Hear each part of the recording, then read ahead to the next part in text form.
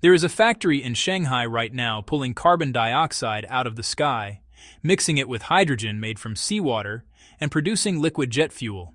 Not in a lab, not in a PowerPoint, in a production facility that opened in January 2026. The fuel it makes is chemically identical to what comes out of the ground, except nothing was drilled, nothing was pumped, nothing was burned to get it. That's one facility.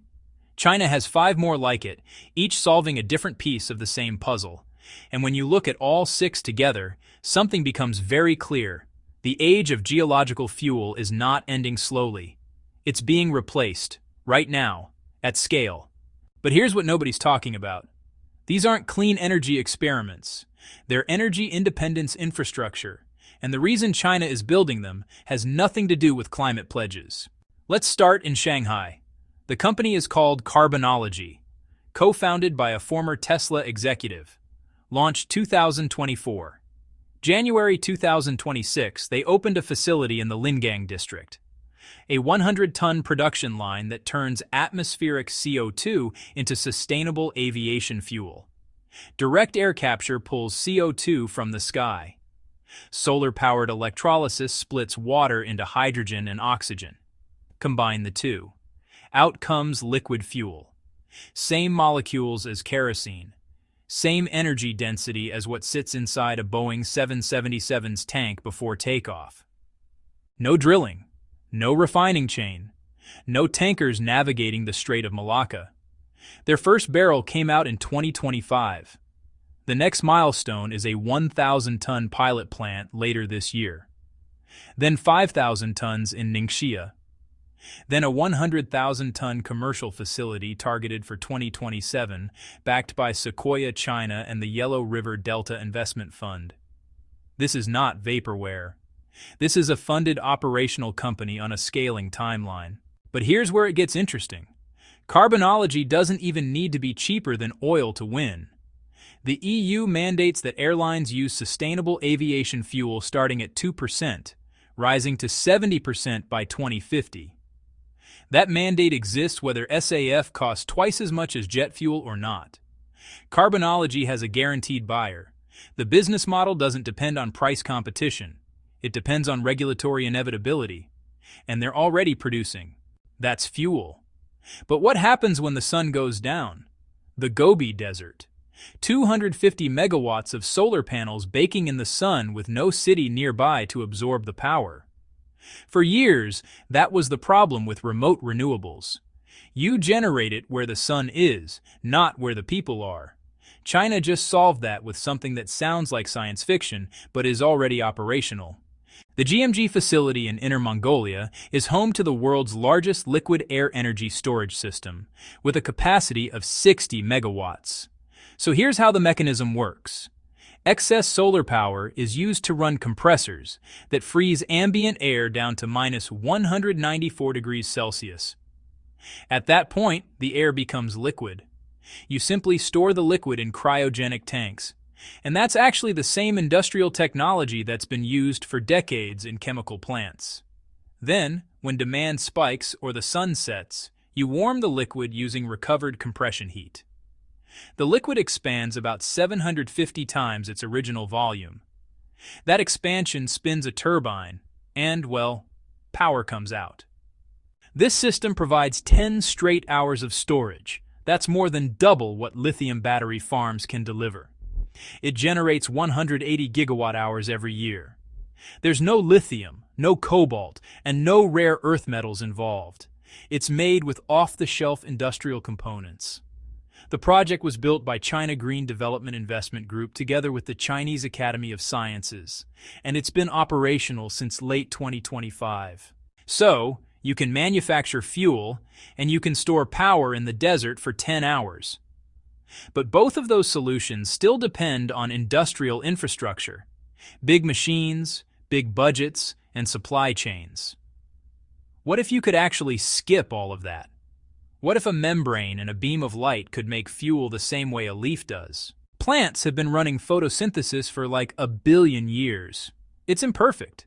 Real leaves convert only about 1% of sunlight into usable energy.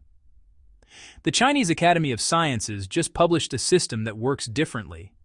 An inorganic charge reservoir built from tungsten oxide and silver. It absorbs solar energy and releases it on demand. Water is the only electron source. Then they engineered two bacteria to work alongside the system. One converts carbon dioxide into formate. The second converts formate into succinic acid, a 4-carbon molecule. That distinction matters more than it sounds. Every previous artificial photosynthesis system topped out at C1 or C2 products, methanol, ethanol, single or double carbon chains. To make fuel, you need longer chains. To make longer chains, you need carbon-to-carbon bonding. That's the hard part of synthetic chemistry. The part that historically requires high temperature, high pressure, and heavy industrial equipment. They just did it with bacteria and light. Published in the Journal of the American Chemical Society. It's still lab scale. Don't expect it in your fuel tank next year. But the principle is proven. You can build carbon chains from carbon dioxide, water, and sunlight without farmland, without growing seasons, without a single chemical plant. Just a membrane and a light source. That should have been the headline, but nobody covered it. Because honestly, something even bigger was happening in Shaanxi province. Yulin Chemical. National Energy Group. Imagine, a 100-ton ammonia plant running entirely on solar power, air, and water. No natural gas, no high-pressure reactors, no 400-degree heat. Now, to really understand why that matters, you need to understand what the Haber-Bosch process is. Since 1913, Haber-Bosch has been how the world makes ammonia. Ammonia is fertilizer. Without it, roughly half the global population just doesn't eat. The process works by forcing nitrogen from air to bond with hydrogen under extreme conditions, 400 degrees Celsius, and between 150 to 300 atmospheres of pressure. It consumes about 2% of all global energy. It generates 1.6% of all global carbon dioxide emissions. And it runs on natural gas. The Yulin plant replaces all of that. Low-temperature plasma activates nitrogen at room temperature. Solar panels supply the electricity. Water provides the hydrogen. The system has run continuously for over 1,200 hours. That's more than 50 straight days. Efficiency is over 90%. Every single component manufactured in China. And, ammonia isn't just fertilizer. It's a hydrogen carrier, a way to transport hydrogen without needing cryogenic tanks. It's also a zero-carbon fuel for cargo ships. So, one technology, 3 different revolutions running all at the same time. But here's the thing that should make everyone pay attention. This isn't a startup. This isn't a pilot project buried in a university. It's a 100-ton operational facility built by China's National Energy Group, one of the largest state energy enterprises on the planet.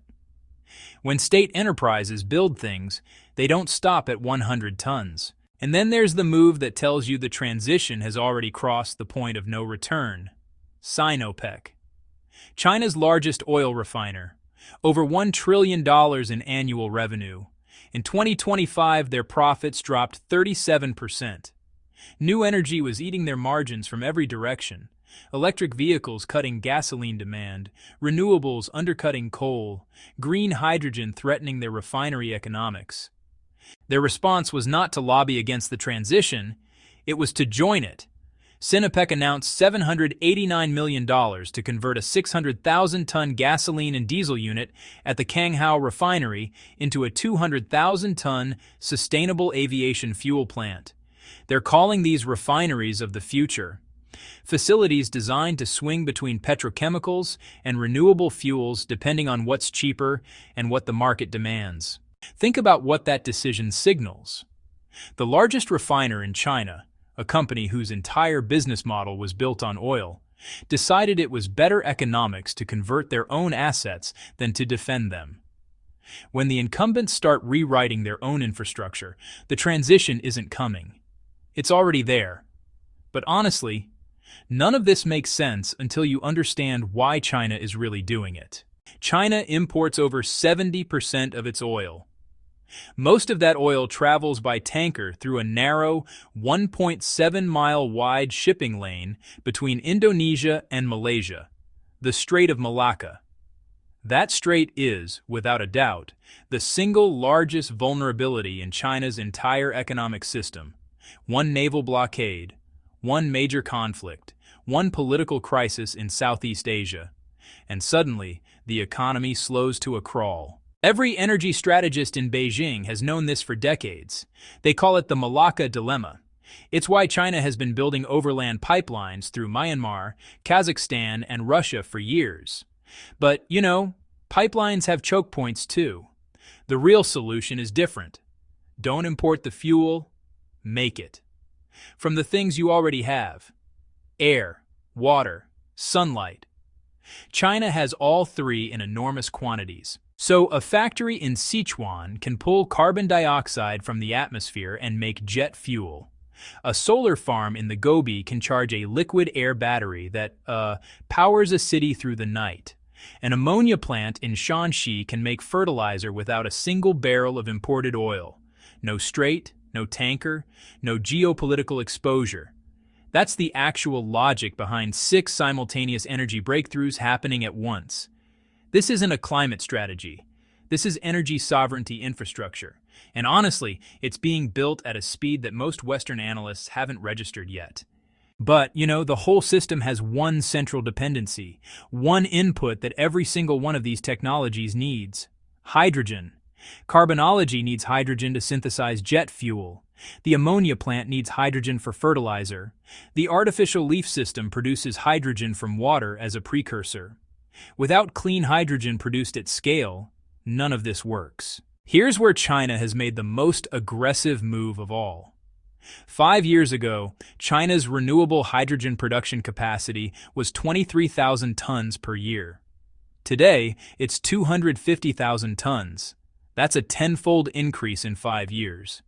In January 2026, a 1.5 gigawatt offshore wind farm in Guangdong province began direct connection to electrolyzers, machines that split water into hydrogen and oxygen using electricity. It will produce 80,000 tons of green hydrogen every year. Total investment, 110 billion yuan. So, the government has now classified hydrogen as a legal energy source in the National Energy Law, giving it the same legal standing as oil and gas. The target here is to get green hydrogen below 25 yuan per kilogram by the year 2030. And, the money that's been committed through that date is a staggering $33 billion. Right now, China already accounts for about 65% of global electrolyzer capacity. They're actually making the machines that make the hydrogen. Basically, they're not dependent on anyone else for that supply chain. And in the background, something even larger is developing. EAST, that's the Experimental Advanced Superconducting Tokamak. It's a fusion reactor located in Hefei. Now it's not going to be ready in 2026. Anyone telling you it is honestly just lying. But what it's doing right now is absolutely real. EAST recently achieved plasma stability beyond the Greenwald limit. It's holding plasma hotter than the core of the sun for longer and longer periods. The physics here is, really advancing. Here's why fusion matters to everything we've been talking about.